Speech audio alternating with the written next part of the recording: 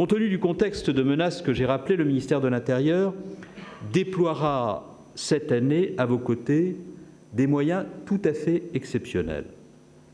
Je peux ainsi vous annoncer qu'au moins 23 000 gendarmes et policiers seront présents au bord des routes cette année pour assurer la sécurité du Tour de France. Des évaluations sont actuellement en cours afin d'examiner si nous devons, et dans quelle proportion, rehausser encore, ici ou là, ce niveau d'engagement de nos forces. Monsieur le directeur général de la sécurité civile et de la gestion... Le Tour continuera cette année encore à pouvoir bénéficier de l'escorte assurée par 50 motocyclistes de la garde républicaine, tandis que 12 policiers permanents accompagneront les coureurs pendant toute la durée de la course.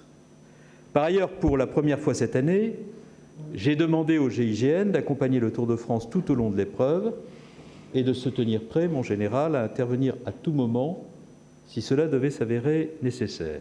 Vous le faites habituellement dans Paris.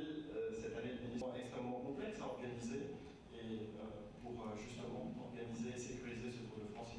La préparation de l'Euro 2016 se poursuit dans le même esprit.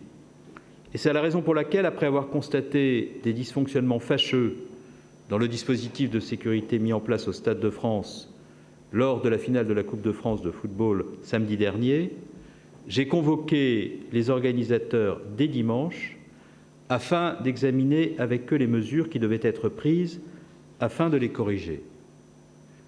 Je n'accepterai aucun manquement.